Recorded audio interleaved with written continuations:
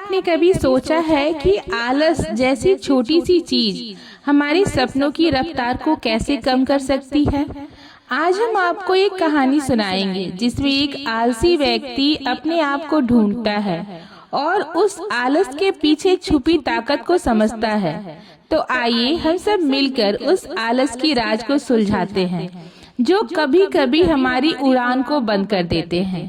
Video में आगे बढ़ने से पहले आप हमारे चैनल को सब्सक्राइब कर दें जिससे कि ऐसी ही मोटिवेशनल वीडियो आपको मिलती रहे। चलिए कहानी में आगे बढ़ते हैं। दोस्तों, एक नगर में एक महान बौद्ध भिक्षुक रहा करते थे। वह बहुत ज्ञानी थे और बहुत ही शांत स्वभाव के थे और उनकी यही बात उनको विशेष बनाती थी। एक बार की बात है, बौद्ध भिक्षुक नगर वासियों को उपदेश दे रहे थे। बौद्ध भिक्षुक कह रहे थे कि शब्दों में जीवन बदलने की शक्ति है। अपने शब्दों से जीवन बदलो। हम जो भी शब्द अपने लिए या दूसरों के लिए कहते हैं या जो भी बातें करते हैं उस पे हमें ध्यान देना चाहिए। इतना कहकर बौद्ध भिक्षुक ने अपना उपदेश समाप्त किया और वहाँ से चले गए। एक दिन वह बौद्ध भिक्षुक एक मार्ग से होकर गुजर रहे थे। इसी मार्ग से एक युवक होकर गुजर रहा था। उस युवक ने जब उस बौद्ध भिक्षुक को देखा तो वह जोर जोर से हंसने लगा और कहने लगा, अरे साधु महाराज, आप तो ढोंगी हैं। आप अपने उपदेशों में यह कहते हैं कि शब्दों में बड़ी ताकत है। आपकी बात सत्य नहीं हो जाएगी। यह सब सिर्फ बातें हैं। भला ऐसे कैसे हो सकता है कि शब्दों से हमारा जीवन बदल सकता है? उस युवक की सारी बातें उन बौद्ध भिक्षुकों ने ध्यान पूर्वक सुनी और उसके बाद वह मुस्कुराते हुए उस युवक से कहते हैं, बेटा, नाच से ही तो यह दुनिया प्रकट हुई है और अच्छे शब्दों के पीछे भी नाच ही होता है जो पूरा जीवन बदल देता है। वह बौद्ध भिक्षुक उस युवक से कहते हैं, देखो, मैं तुम्हें अपने अनुभव से बता रहा हूँ, लेकिन फिर भी तुम्हें यकीन न हो तो तुम इसे खुद पर आजमा कर देख सकती हो। उन बौद्ध भिक्षुकों की यह बात सुनकर युवक थोड़ा सा गंभीर हो गया। उसने काफी देर सोचा विचारा और उसके बाद उन बौद्ध भिक्षुकों से कहता है, हे गुरुवर, अगर ऐसी बात है तो आप मेरे साथ चलिए। मेरा छोटा भाई है जिसकी उम्र करीब 25 वर्ष है और उसे न जाने क्या हुआ है। वह करीब 3 वर्षों से कुछ भी नहीं कर रहा, बस लेटा रहता है। दिन भर वह कुछ न कुछ सोचता रहता है। उसकी यह हालत देखकर हम सब बहुत परेशान हैं। माता पिता भी बहुत चिंतित रहते हैं। हम सब ने कई तरीके अपनाए, कई योजनाएं अपनाई, लेकिन कुछ भी काम नहीं आया। हमने कई बार उससे बात करने तक की कोशिश की, लेकिन वह हमसे कुछ भी नहीं कहता। परिवार का हर एक सदस्य पूरी तरह से थक चुका है, हार चुका है। आखिर वह क्या करना चाहता है, किसी को कुछ भी नहीं पता। तो हमारे शब्दों से उसका जीवन क्यों नहीं बदलता? और जैसा कि आप कह रहे हैं कि शब्द सचमुच जीवन बदल सकते हैं, तो क्या आप मेरी मदद करेंगे? इस पर बौद्ध भिक्षुक मुस्कुराते हुए उस युवक के साथ चल पड़ते हैं। वह युवक उस बौद्ध भिक्षुक को एक खेत में ले जाता है और अपने भाई की तरफ इशारा करके कहता है, हे गुरुवर, यही मेरा भाई है जो पूरे गांव में आलस और मक्कारी के लिए मशहूर है। आप कहते हैं कि शब्दों में वह शक्ति है जो हमारा जीवन बदल सकती है, तो क्या आपके शब्द इसका जीवन बदल सकते हैं? अगर यह सत्य है तो आप इसका जीवन बदल के दिखाएं। उन बौद्ध भिक्षुकों ने उस युवक के भाई को ध्यान पूर्वक देखा। वह एक पेड़ की छांव में आराम से सो रहा था। जब बौद्ध भिक्षुक उस युवक के भाई के पास पहुँचे और आराम से उसके सिर पे हाथ फेरते हुए कहते हैं, उठो बेटा, बहुत देर हो चुकी है। यह सोने का समय नहीं, यह तो जागने का समय है। उन बौद्ध भिक्षुकों की आवाज सुनकर वह लड़का थोड़ा सा अचरज में पड़ गया। आखिर कौन है जो मुझे इतने प्यार से जगा रहा है? वरना सभी गांव वाले तो मुझे आलसी और मक्कार ही कहते हैं। आखिर कौन है जो मुझे इतना अपनापन दिखा रहा है? उसने आंखें खोली और आंखें मलते हुए उसने पूछा, हे गुरुवर, आप कौन हैं और यहाँ क्यों आए हैं? इस पर बौद्ध भिक्षुक उस युवक से कहते हैं, बेटा, यह प्रश्न तो मैं तुमसे करना चाहता हूँ। तुम कौन हो?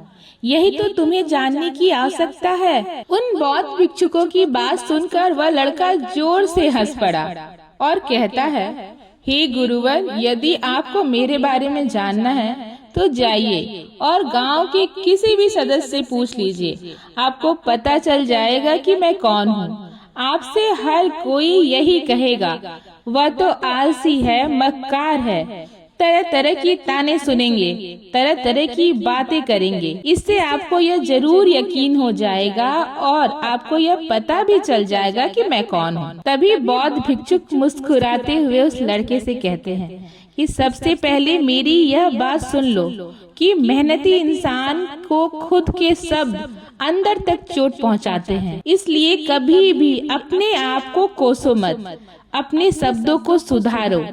और मेरी यह दूसरी बात भी सुन लो, मैंने उन गांव वालों से नहीं पूछा कि तुम कौन हो, मैं तुमसे पूछ रहा हूँ कि तुम कौन हो। लेकिन तुमने तो अपनी आदतें मुझे बताई है। आलस तुम्हारी पहचान नहीं, तुम्हारी आदत हो सकती है, और इंसान नहीं, उनकी आदतें खराब होती हैं। इसलिए बेटा, तुम आलसी और मक्कार नहीं हो, यह तो तुम्हारी आदतें हैं। बस इतनी सी बात है जो ये गांव वाले नहीं समझ सकते।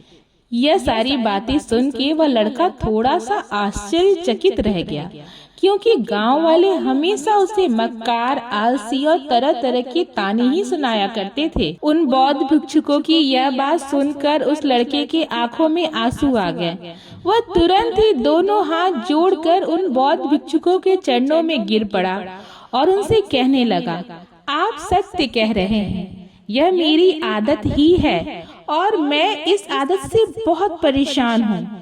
मैंने बहुत कोशिश की, लाख उपाय भी किए, लेकिन मैं इन आदतों से छुटकारा न पा सका। इन आदतों से बाहर आना बहुत कठिन है। मैंने कई बार आलस छोड़ने का प्रयास तक किया, पूरी कोशिश भी की, लेकिन कोई भी लाभ नहीं हुआ। मैं जब भी कोई कार्य करने की कोशिश करता हूँ तो पता नहीं क्यों मेरा मन कहीं और भागने लगता है।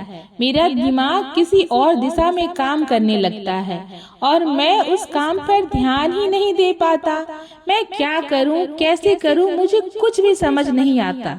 जब भी मैं किताबें पढ़ने की कोशिश करता हूँ तो मुझे नींद आने लगती है। मन में एक अजीब सा दर्द महसूस होता है। ऐसा लगता है मेरा जीवन यूं ही व्यर्थ हो जाएगा। और जब मैं इस दर्द को बर्दाश्त नहीं कर पाता तो मैं सो जाता हूँ, ताकि जब मैं उठूं तो मुझे दर्द महसूस ही ना हो। और अब तो मुझे यह भी यकीन हो चुका है कि मैं इन आदतों से नहीं निकल सकता। ये आदतें मुझे नहीं छोड़ने वाली। इस पर बौद्ध भिक्षुक उस लड़के से कहते हैं, बेटा, यदि तुम इस आलस की आदत को छोड़ना चाहते हो तो मैं तुम्हें एक सही उपाय बता सकता हूँ, लेकिन उसके लिए तुम्हें कल सुबह मुझसे मिलना होगा, तभी वह तरीका मैं तुम्हें बताऊंगा। यदि तुम उस तरीके को सीखना चाहते हो तो कल सुबह मेरे पास चले आना। इतना कहकर बौद्ध भिक्षुक वहाँ से चले गए। लेकिन उन बौद्ध भिक्षुकों की सारी बातें उस लड़के के कानों में गूंज रही थी। वह यह समझ नहीं पा रहा था कि आखिर वह बौद्ध भिक्षुक कौन सा मार्ग दिखाने वाले हैं। वह ऐसा कौन सा उपाय बता देंगे जिससे उसके जीवन से आलस हमेशा के लिए खत्म हो जाएगा। देखते ही देखते रात हो गई। रात भर वह अपने बिस्तर पर करवट लेता रहा और उन बौद्ध भिक्षुकों की बातों के बारे में सोचता रहा। इस प्रकार देखते ही देखते सुबह हो गई और वह लड़का उन बौद्ध भिक्षुकों के पास जा पहुंचा। वह लड़का उन बौद्ध भिक्षुक को प्रणाम करता है और कहता है, हे गुरुवर, जैसा कि आपने कहा था, लीजिए मैं आ गया। अब मुझे वह मार्ग बता दीजिए जिससे मैं अपने जीवन से आलस को निकाल सकूं। तभी बौद्ध भिक्षुक उस लड़के से कहते हैं, बेटा, जब भी तुम्हारा मन दुविधा में हो, तुम निर्णय न ले पा रहे हो और तुम्हारे मन में तरह तरह के प्रश्न उठ रहे हो कि मैं क्या करूं, कैसे करूं, इस कार्य को पूर्ण कैसे करूं, यह सब कैसे होगा, तब तुम वास्तविकता में अपने अतीत से सोच रहे होते हो कि पिछली बार तुम्हारे ऐसा करने पर क्या हुआ था, अतीत में तुमसे लोगों ने क्या कहा। तो आज से कभी भी अपने अतीत से नहीं बल्कि अपने भविष्य से सोचो। इस पर लड़का कहता है, भविष्य से? वह भला कैसे? तभी बौद्ध भिक्षुक उस लड़के से कहते हैं, मान लो तुम्हें आज किसी भी चीज की कमी नहीं है, तुम्हारे पास वह हर चीज है जो तुम चाहते हो, वह सारी सुख सुविधाएं हैं जो तुम चाहते हो। तो बताओ, तुम अपना जीवन कैसे व्यतीत करना चाहोगे? उन बौद्ध भिक्षुकों की यह बात सुनकर वह लड़का कुछ देर के लिए सोच में पड़ गया, क्योंकि आज तक उसने सभी गांव वालों के केवल ताने ही सुने थे। किसी ने भी आज तक उसके जीवन के बारे में उससे ऐसी बातें नहीं की थी और वह गुरुवर उसे आने वाले भविष्य के बारे में बता रहे थे। उन बौद्ध भिक्षुकों की यह बात सुनकर वह लड़का खुद से प्रश्न करने लगा कि अगर मेरे पास सब कुछ होगा, धन की कोई कमी नहीं होगी और सारी सुख सुविधाएं होंगी, तो मैं अपना जीवन कैसे व्यतीत करूंगा? कुछ देर सोच विचार करने के बाद वह उन बौद्ध भिक्षुकों से कहता है, गुरुवर, मैं यह दुनिया घूमना चाहूंगा, पहाड़ों पर चढ़ना चाहूंगा, समुद्र की रेत पर चलना चाहूंगा और मैं बहुत बड़ा व्यापारी बनना चाहूंगा। तभी अचानक से उस लड़के का ध्यान टूट गया और वह बौद्ध भिक्षुक से कहता है, परंतु हे गुरुवर, यह सब कैसे संभव है? केवल एक मात्र सोच लेने से तो यह सब पूरा नहीं होने वाला। उसके ऐसा कहते ही उसके अतीत की बीती हुई सारी घटनाएं उसकी आंखों के सामने से गुजरने लगी और वह एक बार फिर से निराश हो गया। अब वह सोचने लगा कि मेरे पास तो पैसे ही नहीं हैं, तो मैं भला व्यापारी कैसे बन सकता हूँ? न ही मेरे पास व्यापार का कोई अनुभव है। ऐसी स्थिति में मैं भला यहाँ से कैसे निकल सकता हूँ? उस लड़के के इस प्रश्न का जवाब देते हुए उस बौद्ध भिक्षुक ने उस लड़के से कहा, भंते, हर रात सोने से पहले तुम हर दिन अपना लक्ष्य एक कागज पे लिखो और सुबह उठकर सबसे पहले उस लक्ष्य को देखो और सोचो कि उस लक्ष्य को पाने के लिए तुम आज क्या कर सकते हो, और जो भी तुमने उस कागज पे लिखा होगा उस कार्य को उसी दिन पूरा करने की हर मुमकिन कोशिश करो। इस पर वह लड़का कहता है, ठीक है, आप सच कह रहे हैं, लेकिन जब मैं बहुत सोचने लग जाता हूँ तो मेरा मन बेचैन होने लगता है और मन में तरह तरह के विचार उठने लगते हैं। इन विचारों को शांत करने के लिए मैं सो जाता हूँ ताकि वह विचार मुझे परेशान न कर पाए। लड़के की इस समस्या का समाधान करते हुए उस बौद्ध भिक्षुक ने उस लड़के से कहा, बेटा, अंतर मन की चाल को पकड़ो और शब्दों की मदद से नया भविष्य बनाओ। तभी लड़का कहता है, हे गुरुवर, आप क्या कहना चाहते हैं? मैं आपकी बात समझ नहीं पा रहा हूँ। इस पर बौद्ध भिक्षुक मुस्कुराते हुए कहते हैं, बेटा, कैसे होगा? यह जो सवाल है यह सवाल नहीं बल्कि एक डर है जो तुम्हारे अंतर मन में बैठा हुआ है, जो तुम्हें अगला कदम लेने से रोक रहा है, तुम्हें कदम आगे बढ़ाने से रोक रहा है। यदि तुम वास्तविकता देखो तो किसी को भी नहीं पता होता कि वह कार्य कैसे होगा, लेकिन एक इंसान जब दृढ़ निश्चय कर लेता है तो वह अपने उद्देश्य को पाकर ही रहता है, लगातार प्रयास करता रहता है और वह अपनी सफलता प्राप्त कर कर ही सांस लेता है। तभी वह लड़का उन बौद्ध भिक्षुकों से कहता है, हे गुरुवर, अगर ऐसी बात है तो मन में बार बार चिंता क्यों होती है? मन बार बार बेचैन क्यों होता है? इस पर बौद्ध भिक्षुक कहते हैं, बेटा, क्योंकि तुम्हें डर है कि तुम कमजोर हो। तुम्हारे अंतर मन में बैठा है कि तुम में कुछ कमी है, तुम किसी काम के ही नहीं हो, और यही कारण है कि तुम कोशिश करने से डरते हो, क्योंकि तुम्हारा अंतर मन हमेशा तुम्हें रोकता रहता है। जब भी तुम कोई कार्य शुरू करना चाहते हो, तुम्हारा मन तुमसे पहले कह देता है इससे आगे मत बढ़ाना, अन्यथा तुम हार जाओगे, और इसी कारण तुम्हें चिंता होने लगती है, तुम्हारा मन बेचैन होने लगता है। तभी वह लड़का कहता है, गुरुदेव, आपने जो भी कहा वह बिल्कुल सत्य है, लेकिन अब आप ही मुझे बताइए कि मैं इस परेशानी से बाहर कैसे निकलूंगा। इसका जवाब देते हुए बौद्ध भिक्षुक उस लड़के से कहते हैं, बेटा, इस समस्या का समाधान बहुत ही आसान और सरल है। तुमने देखा होगा कि अक्सर ही हम अपने आप को दोष देते रहते हैं, अपने आप को तरह तरह के अपशब्द कहते रहते हैं, जो हमारे अंतर मन में जाकर बैठ जाते हैं और वही हमें आगे बढ़ने से रोकते हैं। और इन शब्दों का हम पर बहुत गहरा प्रभाव पड़ता है, क्योंकि जैसा हम खुद से कहते हैं, जैसा हम पूरी भावनाओं के साथ खुद में सोचते हैं, हम वैसा ही बनते चले जाते हैं। इसलिए यदि तुम खुद को बदलना चाहते हो कि तुम भी काबिल बन सको, तो तुम्हें अपने अंतर मन को नए संदेश देने की जरूरत है। जैसे कि मेरे शरीर का हर एक कोना, हर एक हिस्सा, हर एक विचार शांति और ऊर्जा से भरा हुआ है। मैं दृढ़ संकल्प और आत्मविश्वास के साथ हर दिन के लक्ष्य को पूरा करता हूँ। मैं अपने कमजोरी को अभ्यास में बदलता हूँ, चिंता को ध्यान में बदलता हूँ। मैं उत्साह और ऊर्जा से भरा हुआ हूँ, लगातार अपने लक्ष्य पर काम करता हूँ।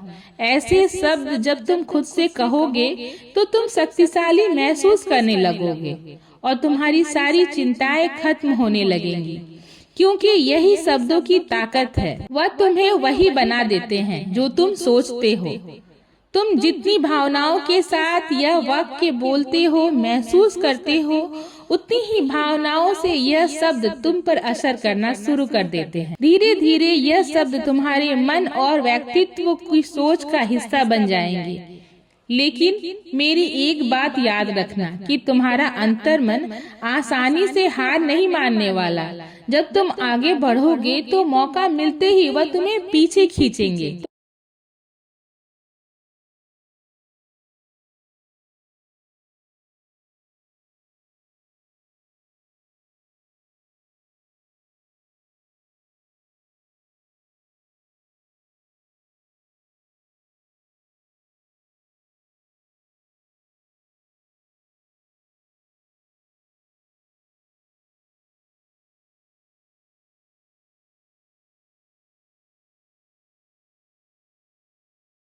अर्थात तुम्हें कभी आलस नहीं मिटाना, बल्कि तुम्हें एक नया भविष्य का निर्माण करना है, एक नए व्यक्तित्व का निर्माण करना है। तुम्हारा पूरा ध्यान केवल इस पर ही होना चाहिए। उन बौद्ध भिक्षुकों की बात सुनकर लड़का कहता है, ठीक है गुरुवर, आप जैसा कहते हैं मैं वैसा ही करूँगा।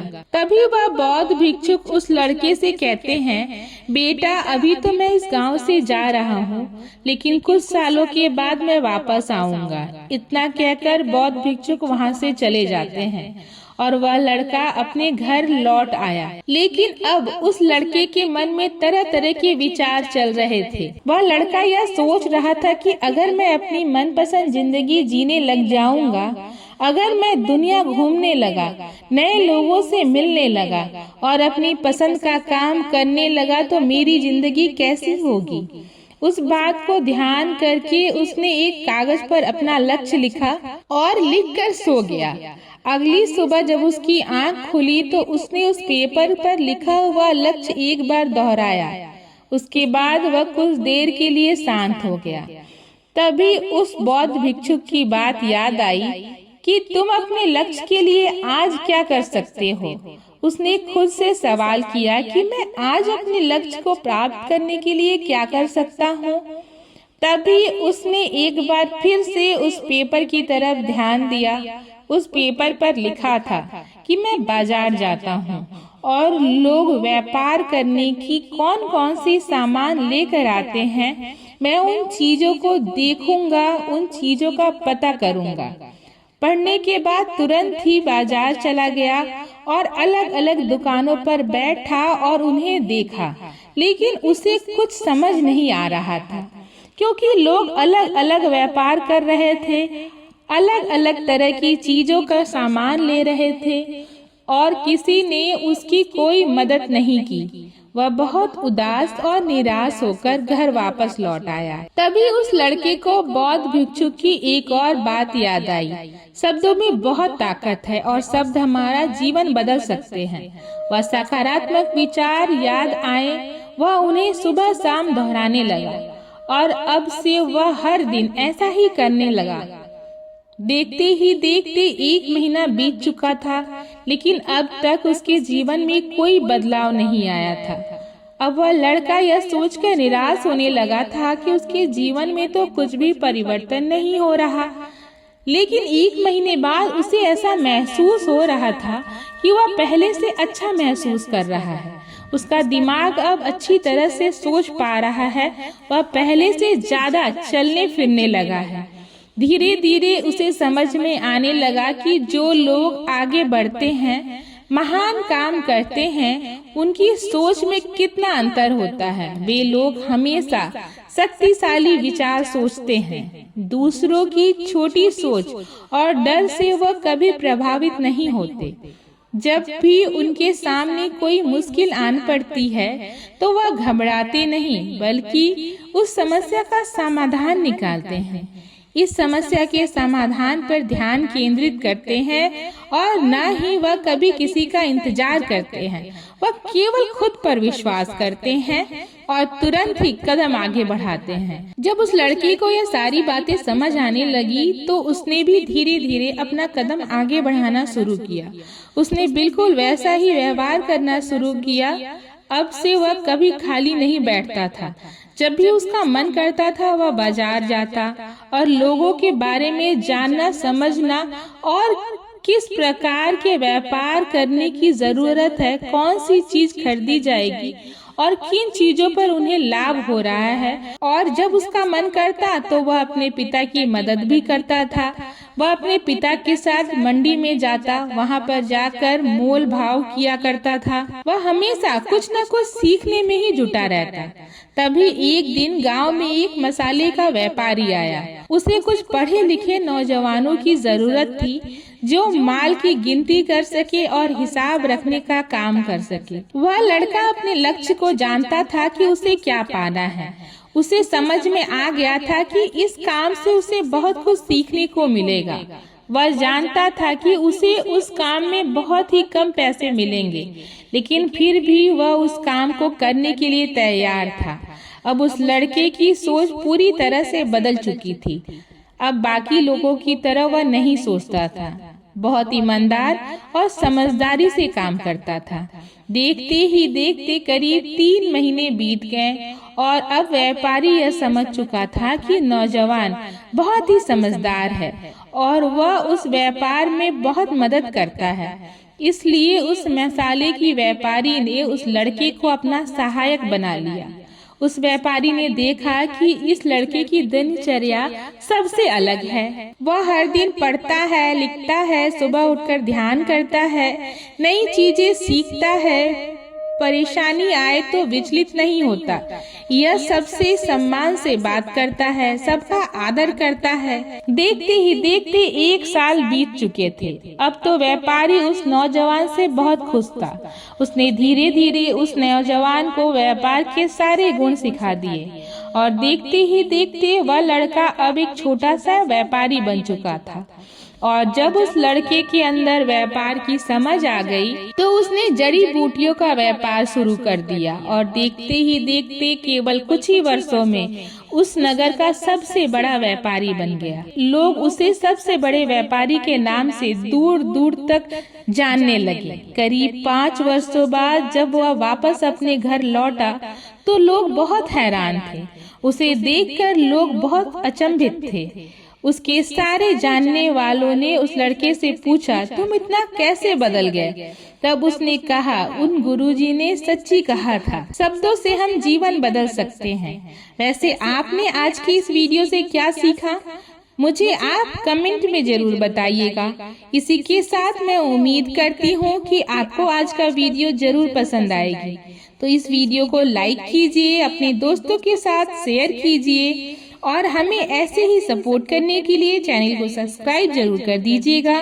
तो चलिए फिर मिलते हैं इसी तरह के ज्ञानवर्धक वीडियो के साथ। अपना ख्याल रखिए। धन्यवाद।